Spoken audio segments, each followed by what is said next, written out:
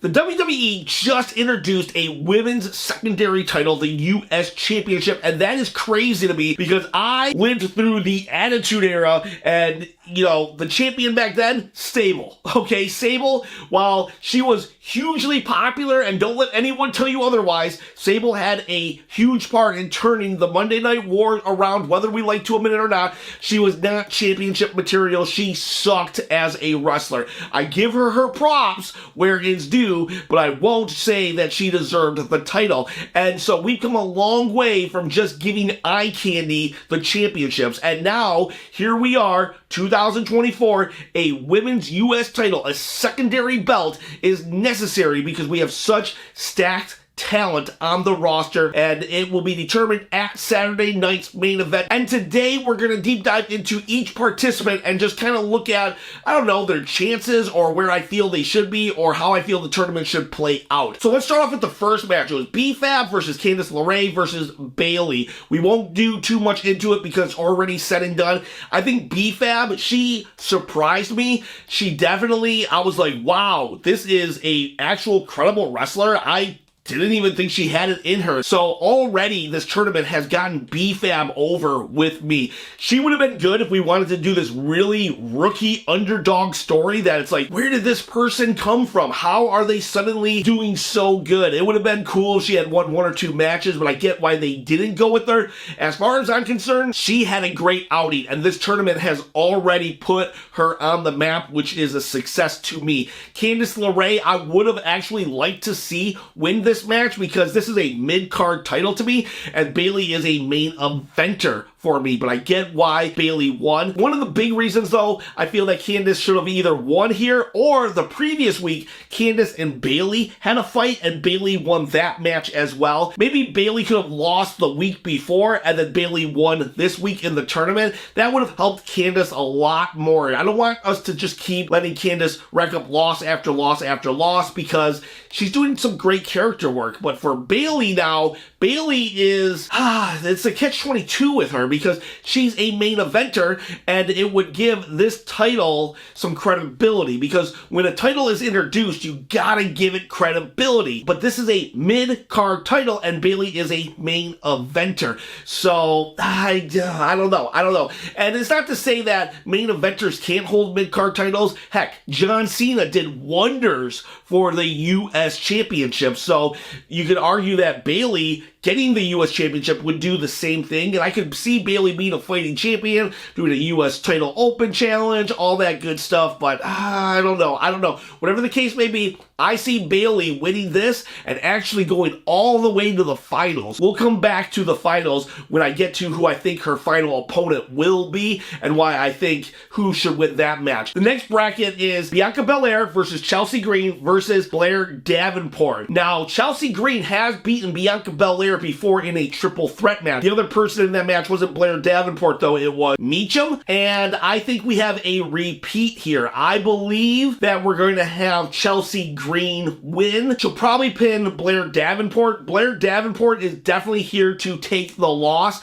because Bianca Belair is not going to get pinned, and really, she shouldn't get pinned. Bianca Belair fits in the same category as Bayley. She's a main eventer. She doesn't need the U.S. Championship. In fact, I feel even less that Bianca Belair needs the championship than Bayley. Bianca Belair to me is just like a huge main eventer. She's main evented WrestleMania, and she's already a champion. She does not need it. Yeah, it would bring credibility, but I just don't want to see it. I really don't want to see it. Have Chelsea Green get a second triple threat victory over Bianca, and we can use that later down the road when those two have an eventual feud or something, and we can say that Chelsea Green has always beaten Bianca Belair in these triple threats, but for now, let's just have Blair Davenport take the pin. She's so new, it won't hurt her. She hasn't really done much. Yeah, it sucks for her, but, you know, she's on the lower end of the mid-card, and Chelsea Green is on fire right now. She is on fire. A lot of people want Chelsea Green to actually win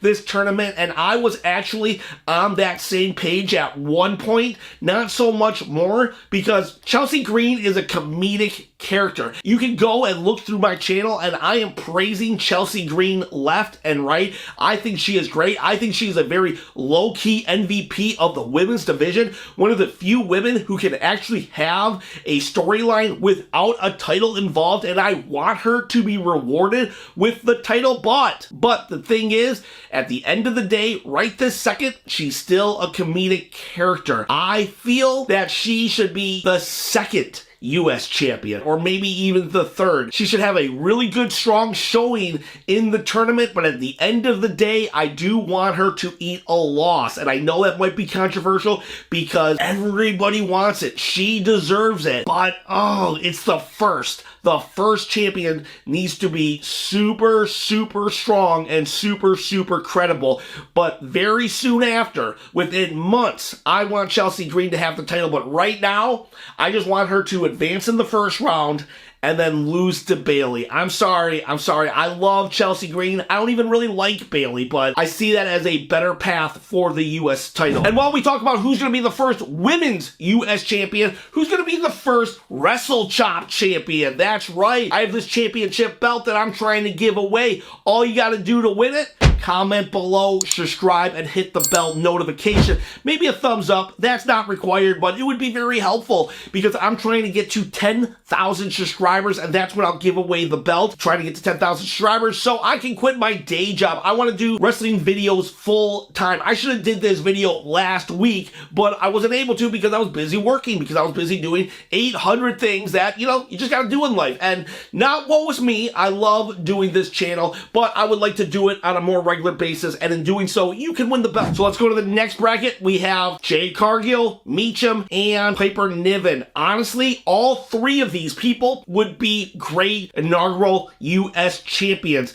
It would be good for Jade Cargill, even though she feels like the top champion. She's never had any championships other than the tag team titles in WWE, and when she was in AEW, she was actually their women's secondary champion, and she did a really good job with it. However, she was kind of there just to squash people. Regardless, though, she held that title for a very long time, and they could do that here, but I don't know. I don't know if she's ready to have a run with the U.S. title. She's still very green in the singles department, but, oh man, her losing, it's hard for me to see, but she has lost in a triple threat match before, so if she doesn't take the pin, I'm okay with it. So then you have Meacham, and then you have Piper Niven.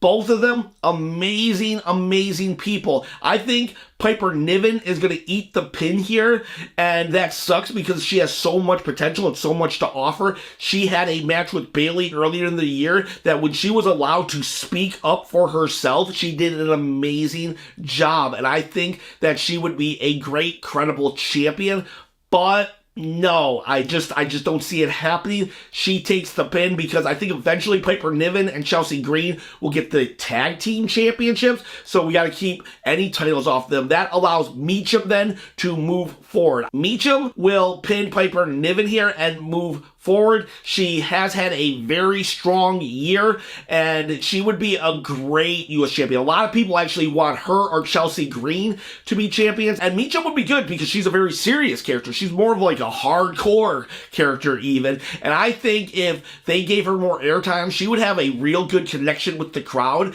but they kind of they put her on TV for a good couple months, and then they take her off TV for a good couple months, and I really think that's hurting her connection with the crowd because they gotta reintroduce her every single time, or I don't know. I think they just need to keep her on for a prolonged period. But that said, she advances here, but she'll lose to the next winner of Naomi versus Tiffany Stratton versus Elektra Lopez. Elektra Lopez, she's definitely eating the pin here. She's actually the woman that's in El Gato del Fantasma, and I think that, I don't know, I don't see her as a threat whatsoever, but maybe she pulls a B-Fab. Maybe I'm just not familiar with her body of work because I have no opinion on her whatsoever, but that's kind of the same with B-Fab, and if Elektra Lopez can have just a really good outing, that might make some people sit up and take notice. So even if she doesn't win, use this as an opportunity, Elektra Lopez, because B-Fab,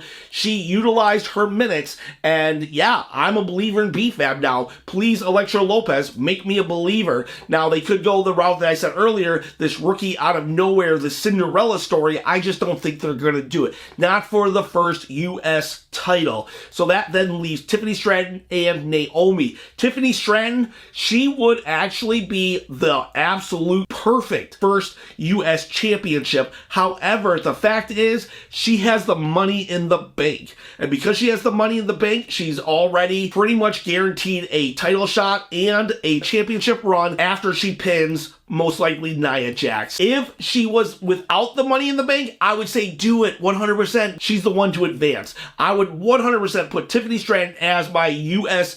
champion. But she has the money in the bank, so she needs to not win here and give it to Naomi. Naomi would be the best to win this match, and I think Naomi will pin Meacham even. Or if Jade Cargill wins, that would also be cool, but then it puts Jade Cargill versus Naomi. I don't think they're ready to let Jade Cargill lose a one-on-one match, though it would start the breakup of Naomi, Bianca Belair, and Jade Cargill, because those three are kind of like a friend group, and if we could start breaking them up, that would be very interesting, but not yet. So we keep it with Meacham, Naomi versus Meacham. We just have a very good, solid match, and Naomi wins. And now we put Naomi against Bayley at Saturday night's main event. Now, I can't remember if I said this earlier or not, but I don't want a main event champion to be the U.S. champion, the first one. And you could say, well, those are both main eventers. Yes and no. Naomi has won the championship, but it's been like 7 years. People don't remember. 7 years ago was so long ago that Naomi hasn't been champion long enough. And honestly, Naomi, yes, she flirts with the main event, but I've never really felt her as a full-blown main eventer. She's on the very low end of the main event, and I think that is a huge plus, though, for winning the U.S. title, because if you're on the low end of the main event, almost kind of like The Miz. The Miz is on the low end of the main event. Yeah, he can be inserted in the main event, and it can be credible, but really, you're thinking he's not going to win. And that's kind of how Naomi is, unfortunately. And I'm not saying that because I hate Naomi. I actually love Naomi, but that's how I view her status and her placement on the card is. So yeah, Naomi can get into the main event, and it can be believable. She just had a match with Nia Jax. I really thought she was going to win for a minute because she's a believable threat. However, she still lost. She fights Bayley, who they've been teasing a match between these two for a very long time. They kind of keep saying, oh, hey girl, what's up? When you win, I'm coming for your belt. Ha ha ha. Or when I win, I'll give you a shot at my belt. All these things. So Bayley versus Naomi from a very storyline perspective makes a lot of sense. Plus, Naomi, who just like I said, is not really fully main event status, that means if she's low main event, that means she's high mid-card. She's the perfect person to win the title. She's an established wrestler, so that means it establishes the U.S. title with a credible wrestler, and that's what it needs. Plus, Bayley, who is a main eventer, she loses in the finals of the tournament. Therefore, the first champion beats a very credible challenger. It's the perfect storm for a champion. Naomi 100% should be the first U.S. champion. The literal only reason why that is a con against her is the fact that she was a women's champion before. But again, 7 years ago, forget about it. U.S. champion Naomi would be the logical best choice here because we already have a built-in story path with Bayley and Naomi. She's credible. People like her. She's over with the crowd. I don't see much of a downside to making Naomi champion. Meacham, Chelsea Green, and Tiffany Stratton, they would all be great. Jade Cargill, too, actually, would all be great champions, but I just see more upside with Naomi right now. So please, please, please, make that happen, H. Give the title to Naomi. What did you guys think of my breakdown of the U.S. tournament? Who do you want to win and why? I know I'm going to get a lot of people wanting Chelsea Green to take it. Very valid, very valid. She is actually my second choice. And if I'm wrong and Chelsea Green gets it, I'll be totally satisfied with that conclusion. But yeah, I think Naomi's the perfect first champion. Guys, girls, have a great day. Don't forget to tell me below who you want to win. And yeah, have a great day.